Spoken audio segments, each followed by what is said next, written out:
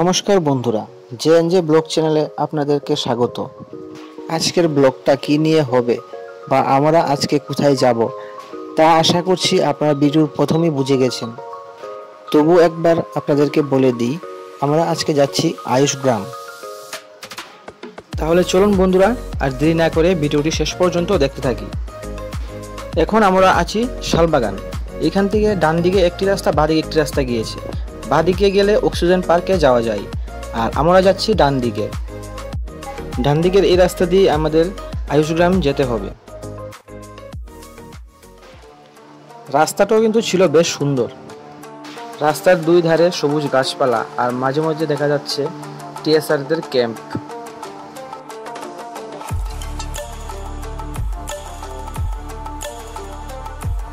এখানে রাস্তার ডান দিকে আপনারা দেখতে পাচ্ছেন কি সুন্দর একটা জায়গা।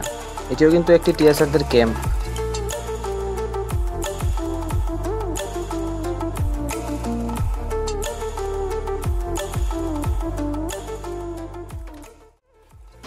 এই রাস্তাটির দুধারে কিন্তু অনেকগুলি টিএসআর ক্যাম্প আছে। বাঁদিকে দেখতে পাচ্ছেন এটাও কিন্তু একটা টিএসআর ক্যাম্প।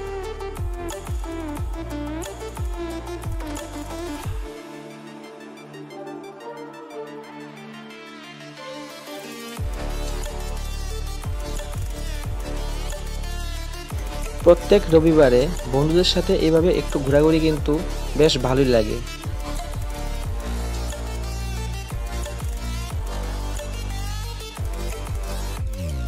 আর এইরকম আঁকা বাঁকা পথ দিয়ে বাইক চালানোর মজাটাই কিন্তু আলাদা।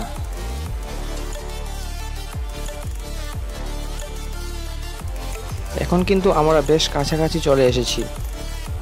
এটা হলো দমদমিয়া বাজার। এখান থেকে আমাদের ডান দিক দিয়ে ঢুকতে হবে।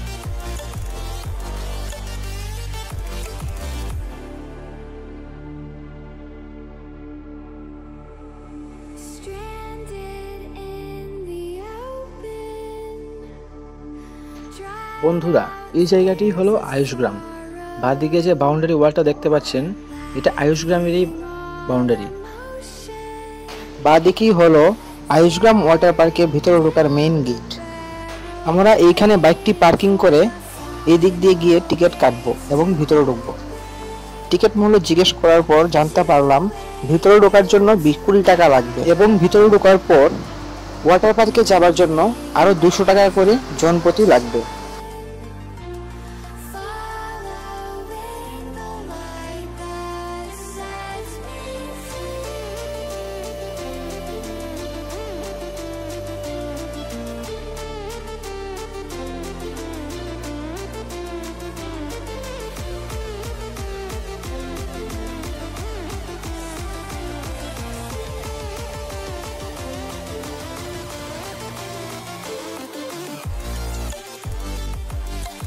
আয়ুষ গ্রাম ওয়াটার পার্কে অবস্থিত এই ময়ূর বিল্ডিংটি দর্শকদের মন কিন্তু অনেকটাই আকৃষ্ট করে।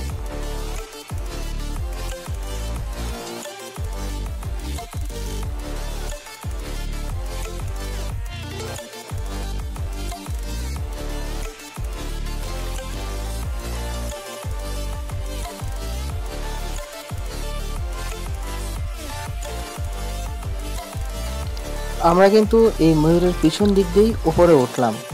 সিঁড়ি দিয়ে উপরে ওঠার পর দেখতে পেলাম ভিতরে একটি রেস্টুরেন্ট বানিয়েছে, যদিও রেস্টুরেন্টটি এখনো শুরু হয়নি।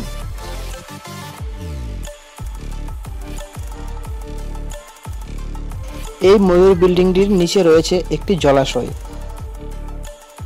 এখান থেকে ওয়াটার পার্কগুলি দেখতে কিন্তু বেশ দারুণ লাগছিল। এখানে রয়েছে দুইটি আলাদা আলাদা সুইমিং পুল।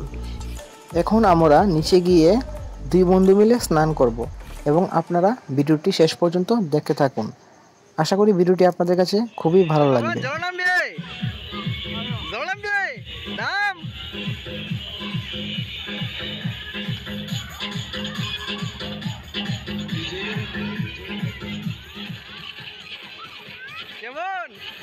আমার বন্ধু বাপন এখানে এসে এত খুশি হয়েছিল যে আপনাদের বলে বোঝাতে পারবো না।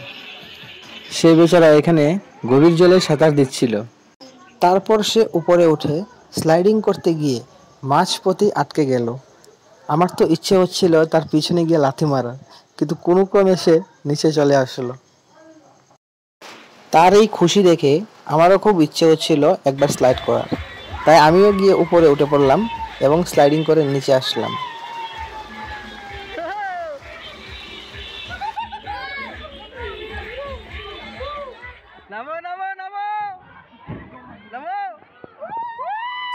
প্রথম সুইমিং পুলে স্লাইডার করার পর আমরা চলে আসলাম দ্বিতীয় সুইমিং পুলে।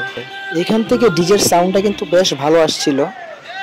আপনারা যদি কেউ এখানে আসতে চান তাহলে স্যাটারডে অ্যান্ড সানডেতে আসার চেষ্টা করুন, কারণ স্যাটারডে অ্যান্ড সানডেতে এখানে অনেক মানুষ এসে থাকে এবং এই দুটা দিনই এখানে ডিজে বাজানো হয়ে থাকে। বন্ধুরা, আজকের ভিডিওটি এখানেই সমাপ্তি করছি। পরবর্তী ভিডিও দেখার জন্য চ্যানেলটিকে সাবস্ক্রাইব করে রাখুন।